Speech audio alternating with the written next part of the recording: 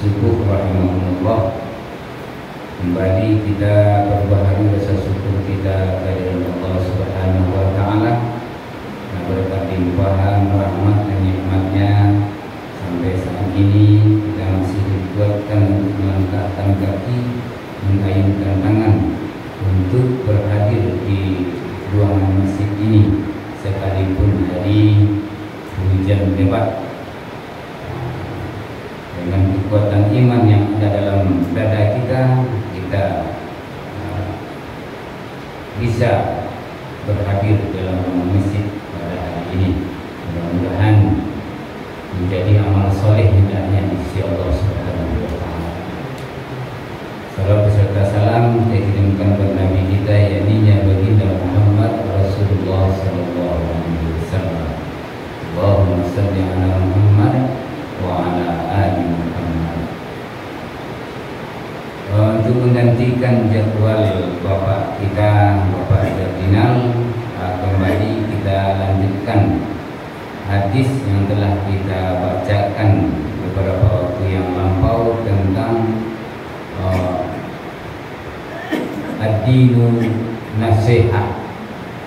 Bahwasanya agama itu nasihat dan menasihatkan kepada kita tentang ketulusan bertuhan kepada Allah, ketulusan beriman kepada Al-Quran, dan ketulusan kepada Rasul Allah, dan ketulusan kepada pemimpin, dan ketulusan kepada kaum muslimin.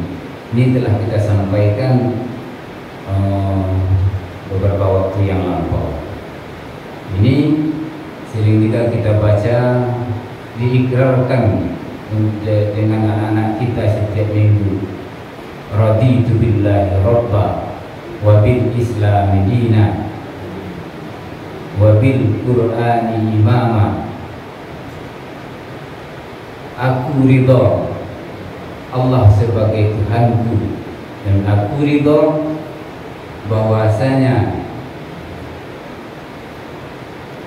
Nabi Muhammad sebagai nabiku dan Al-Quran sebagai imamku. Ini pengakuan-pengakuan bahwasanya kita ridha yang disebutkan dalam hadis ini, sebagaimana yang telah kita jelaskan, bagaimana yang telah dinasihatkan oleh agama kita yang diterangkan dalam hadis ini. Ini berjemput sedikit tentang yang telah kita sampaikan, dan menyangkut tentang agama adalah nasihat. Agama adalah nasihat, dan dalam pembahasan ini tentang nasihat, nasihat yang paling baik adalah nasihat yang diberikan ketika seseorang meminta nasihat. Artinya orang ini membutuhkan petunjuk, membutuhkan sesuatu yang dibutuhkan oleh seseorang, kemudian kita sampaikan, maka ini nasihat yang paling baik. Maka menurut pendapat para ulama tentang nasihat ini, menurut Hasan Basri, salah seorang tokoh sufi, sesungguhnya engkau belum terhitung menasihati saudaramu sebelum engkau menyuruhnya untuk melakukan sesuatu yang tidak mampu atau belum mampu dia melakukan. Artinya belum kuat hatinya, belum kuat imannya untuk kita melakukan, untuk kita menasihati dia untuk bisa melakukan. Seperti saudara-saudara kita yang belum mampu datang dia ke masjid dan kita nasihati, atau yang lain-lain sebagainya, kita ajarkan. itu dalam ruang lingkup masih menasihati dalam kebenaran, nasihat menasihati dalam kesabaran. Wa tawasau bil haq wa tawasau bis sabr. Maka inilah suatu kebaikan yang sangat besar apabila kita mampu menasihati saudara-saudara kita yang belum sanggup hatinya, dan kita mengajaknya untuk melakukan suatu kebaikan. Ini salah satu menurut para ulama tentang nasihat. Maka salah seorang dari sahabat berkata yang bernama Fudail bin Iyad, kemuliaan yang diperoleh oleh generasi kami, pada generasi sahabat maksudnya, bukanlah karena sholat dan puasa kami, namun karena murah hati, lapang dada, dan suka memberi nasihat. Jadi dianjurkan sekali yang disampaikan oleh Fudail bin Iyad ini saling menasihati, menyampaikan kebenaran di antara kita sesama muslim. Kadang-kadang masuk saya sendiri, saya menyampaikan ini memang nggak baik kalau kita menyampaikan sesuatu kepada orang apabila sesuatu itu tidak benar. Awak kan takut tersinggung kawan biko, tidak bakal lamaan mak biko, akan ini nih.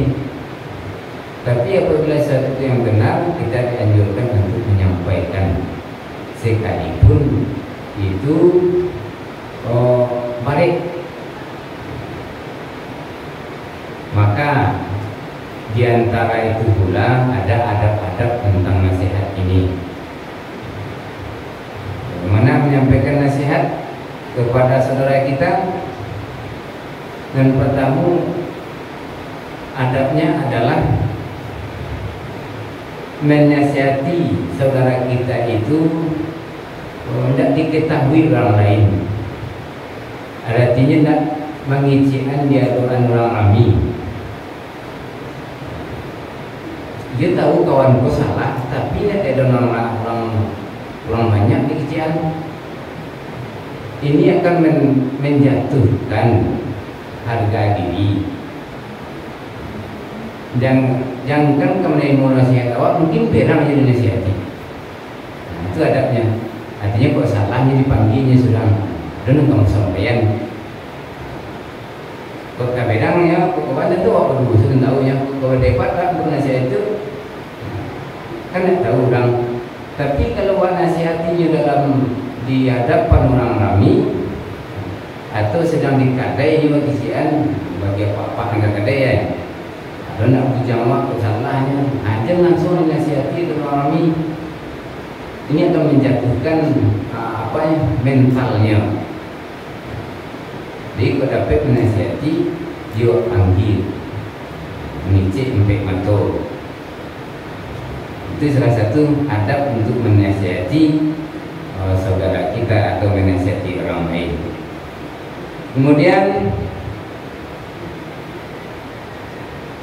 dalam keterangan ini juga disampaikan, barang siapa yang menasihati saudaranya di depan banyak orang, maka yang demikian itu mencela dan merendahkan orang yang dinasihati.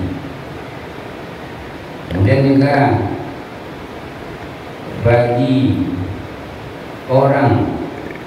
seseorang mukmin adalah orang yang menutupi aibnya dan menasihatinya, sedangkan orang yang fasik adalah orang yang merusak dan mencela. Jadi apabila kita menasihati seseorang itu di hadapan orang ramai, itu termasuk tanda orang fasik yang akan mencela dan merusak pribadinya. Maka ini kemudian efek juga kepada kita, dan orang yang dinasihati akan bisa jadi melawan, membangkang. Ini salah satu dari adab dari menyampaikan nasihat. yang kadang terpakai bagi kita menjadi contoh kalau sudah menjadi buah permanen, terpakaikan bagi kita ciri-ciri orang munafik itu. Artinya ketika dalam forum kita sampaikan yang ini, tetapi belum selesai majelis ini, kemudian kita telah berceloteh belakang. Kenapa tidak dalam forum disampaikan? Itu termasuk di orang fasik dan munafik di bapak-bapak ibu. Jika nak sana, juga itu disampaikan dalam forum dan mengicip di luar forum. Ini yang akan mendatangkan. Ini salah satu nasihat juga. Jadi kalau nak sana ngatiwa, ketika dalam forum itu sampaian. Itulah pilih dalam forum, di luar forum adoyan nak nilai. Nah, ini yang dikatakan salah satunya ciri-ciri orang munafik. Atau sesuatu yang telah kita sepakati bersama, kemudian telah kita sepakati sesuatu itu secara bersama, lewat kasus surang.